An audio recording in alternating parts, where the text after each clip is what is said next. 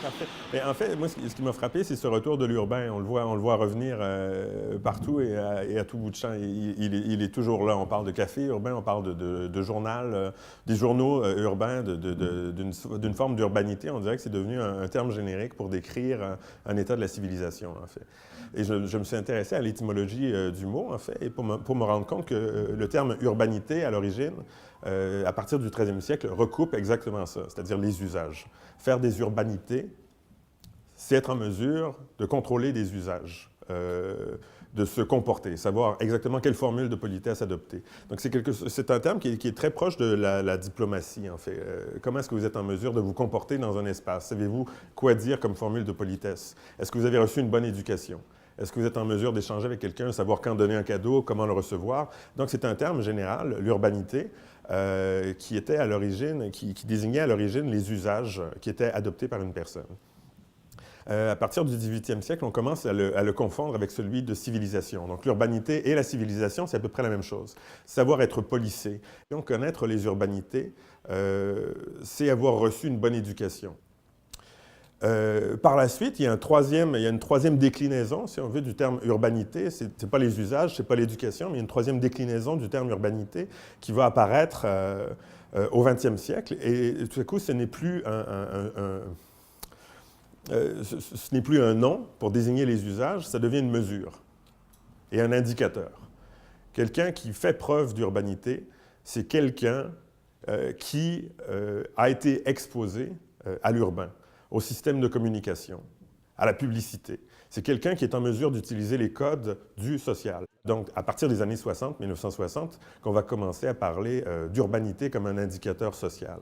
Est-ce que vous êtes en mesure de comprendre l'actualité, par exemple, de comprendre les codes sociaux et les marqueurs sociaux? Et ça peut aller jusqu'à contrôler l'image. Et l'image que vous projetez à l'intérieur d'une société. Est-ce que vous portez les bons vêtements? Est-ce que dans votre environnement, à la maison, vous avez les bonnes images sur les murs?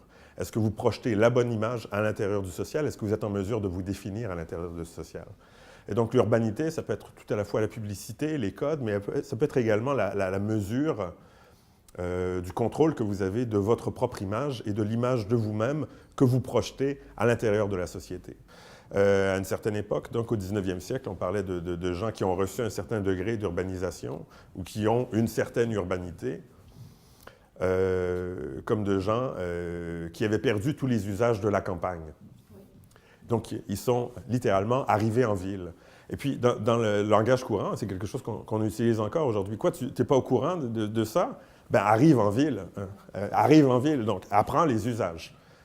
Le photographe, donc, nous aide également non seulement à se positionner dans l'espace social, mais également à nous repérer dans l'espace physique, à recomposer des séquences. Et d'une certaine façon, le photographe devient une forme d'enquêteur, un investigateur du réel qui, comme le disait Walter Benjamin, est quelqu'un qui pénètre activement la réalité sociale et qui pénètre activement la matérialité des choses.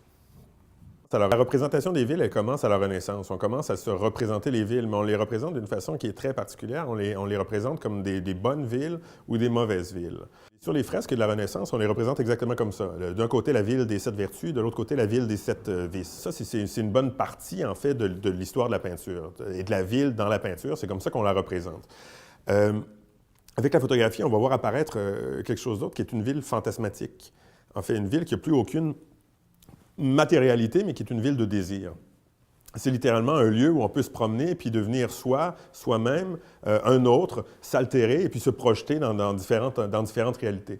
Ça devient une ville littéralement fantasmatique, qui peut même être une ville en ruine, par exemple, comme on en voit souvent au cinéma. Vous avez des films comme avec la chute de Berlin, par exemple. Il y a un cinéaste comme Wim Wenders, par exemple, La Cité des Anges, je pense, qui va aller filmer la ville de Berlin. Et puis la ville de Berlin devient un lieu d'écho.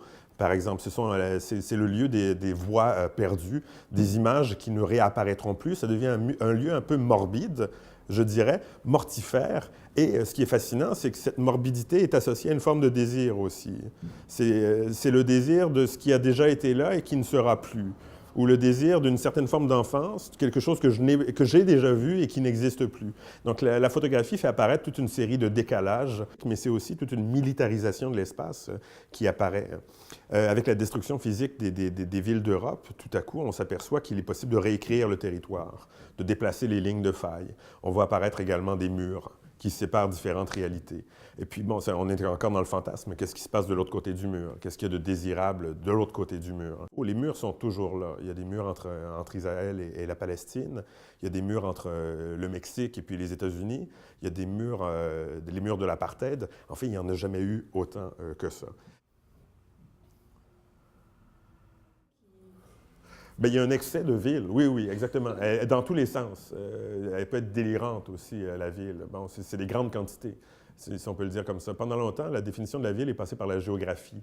C'est-à-dire, bon, 5 000 à 15 000 personnes, vous êtes une ville. 15 000 à 30 000, vous êtes un comté régional. De plus en plus, on s'aperçoit c'est un autre terme qui est apparu, on parle de mégalopole. C'est-à-dire, ce sont littéralement des constellations urbaines. Et la photographie peut nous aider à nous représenter ces espaces-là en fixant, par exemple, des textures, des monuments, certains usages, certaines personnes qui fréquentent, par exemple, Detroit ou qui fréquentent New York. Donc, on apprend à reconnaître le grain. Mais la ville elle-même, elle est irreprésentable. C'est-à-dire que ce sont des grandes constellations. Ici, au Canada, et puis sur la frontière américaine, on a une autre constellation qui est celle qui passe par Québec, New York, Toronto, et puis Pittsburgh. La même chose, si vous l'observez du haut des airs, c'est une espèce de constellation complètement floue. Donc, où il est le visage de cette ville? Donc, l'image, c'est tout à la fois ça. Ça peut être également photographier une ville d'en haut, non plus la ville bonne ou la ville mauvaise, mais la ville vue d'en haut, la ville en temps réel, mais également le profilage. À quoi est-ce que vous ressemblez? Quel est votre portrait? Quels sont vos traits physiques? Quelles sont les images que vous fréquentez? Quel est votre degré de civilisation?